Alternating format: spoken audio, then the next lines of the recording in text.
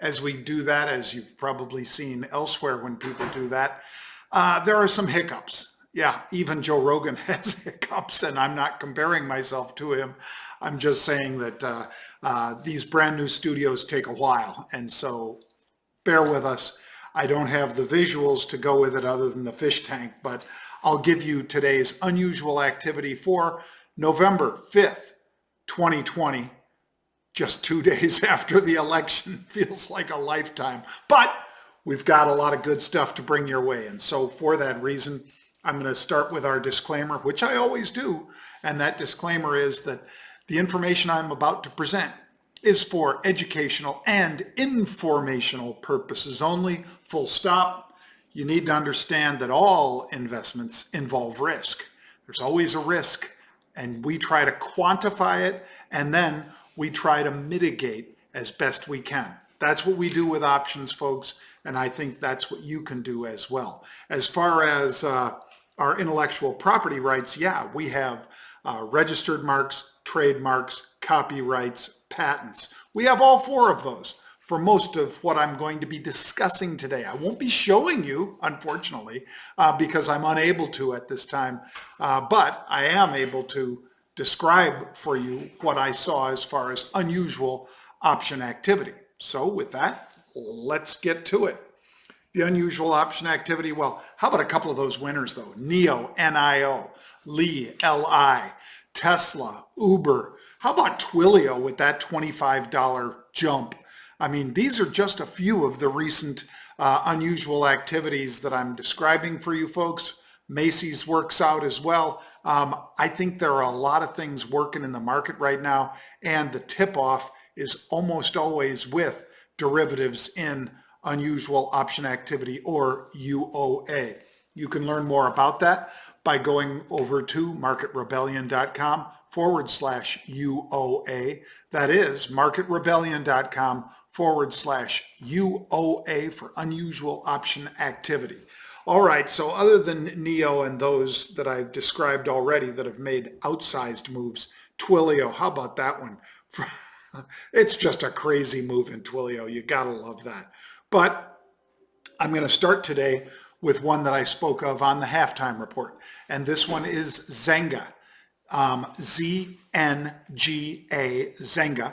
It is gaming, of course, and Zynga's manufacturer or a software designer for this. And for that reason, with the stock at just shy of $9, it's down about 8.5% today. They step in and buy the January 9 calls. So that is a call, folks, that is at the money. In other words, not out of the money, not above the market, not in the money. It is right at the money because the stock was down, like I say, about 8.6% to approximately $9. And that is the level of those January calls. So they were buying those calls very aggressively today. How aggressively? Well, let me describe for you. Let's see here. Zynga, they bought 27,500. That's 2.7 million share equivalent, since every option is for 100 shares of stock. So 2.7 million share equivalent in Zynga. At the 9 strike, they paid about 50 cents. So that's $50 per option. So you could control a 1,000 share position for $500. Now that same 1,000 share position would cost you $9,000 if you were to trade the stock. So you see the leverage that you get, and you get it all the way between now and January, the 3rd Friday in January, to be in that particular trade. I like the upside there, and I'm only risking 50 cents. Now, if this trade falls below 20 cents, if it basically breaks 25 cents and I have to get out at 20 cents, I will exit the trade. Why? Because that's my risk management.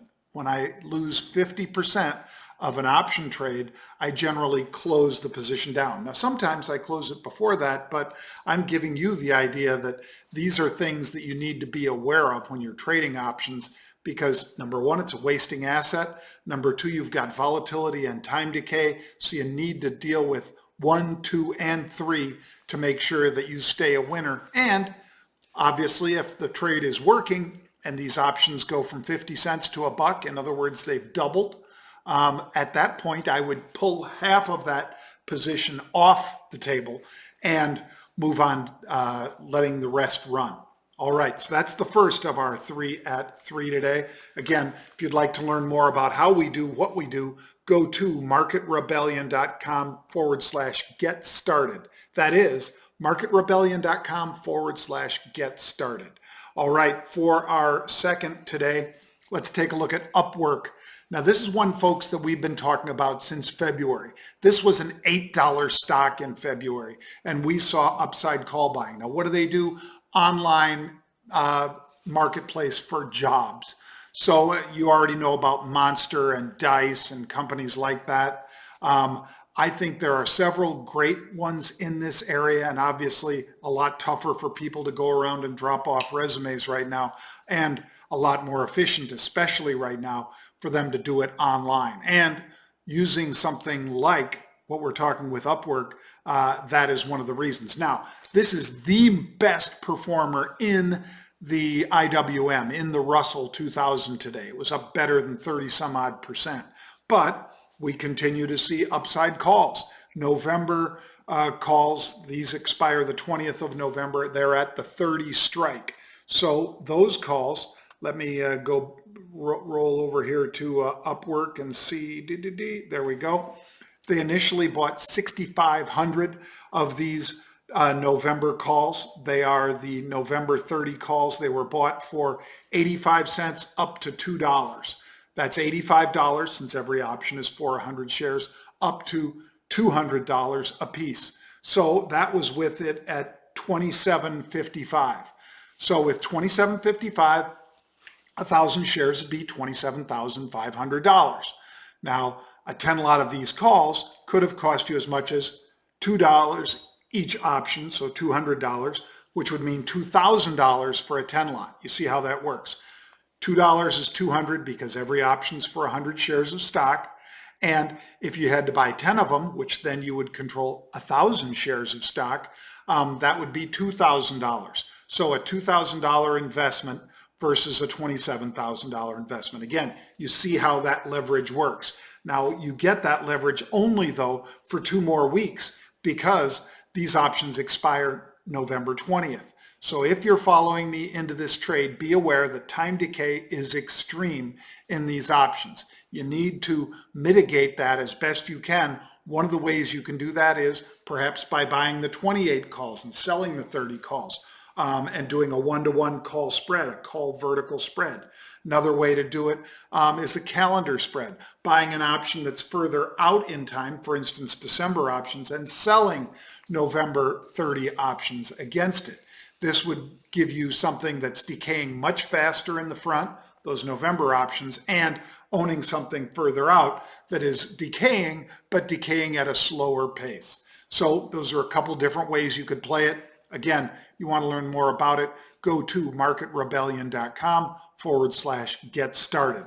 All right, let's wind it up with our third and final trade of the day, and that is the EEM, Emerging Markets, EEM. Now, if we had a blue Congress, I would have been even more bullish on this trade. I am bullish on the trade. I like this trade a lot, but I would have thought that with a blue wave in Congress, still don't know who the president's going to be, but with a blue wave in Congress, we would see a much more robust, bigger stimulus package.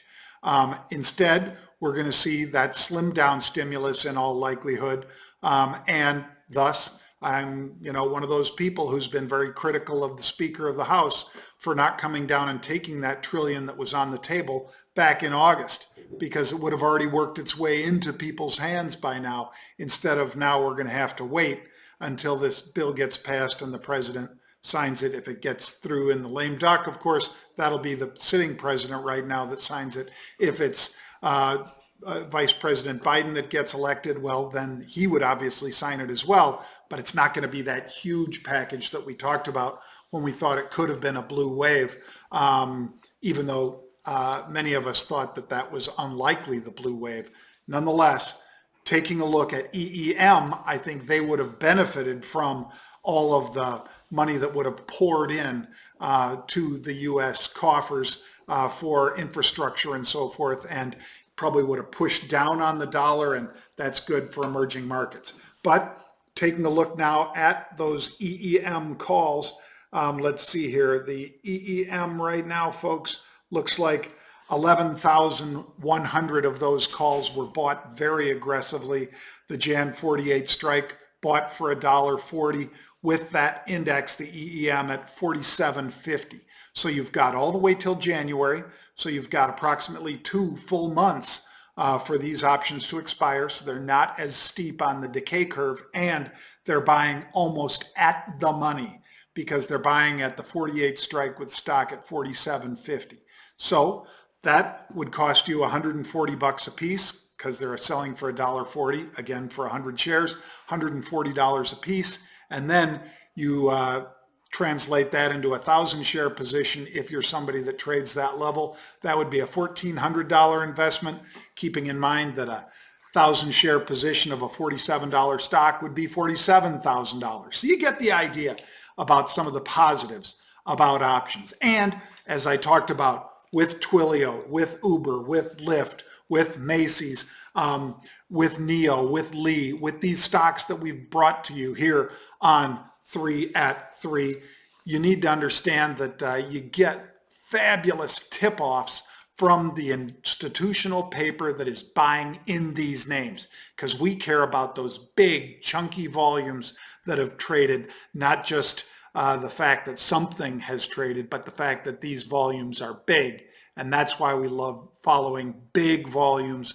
That's the tip-off for us that somebody thinks it's either going to be bullish if they're buying calls or bearish if they're buying puts. Hey, thank you for joining me. Tell a friend about the show. This is 3 at 3 for November 5th, and I am Jon Najarian. I hope you have a great day. I'll look for you tomorrow. Thank you.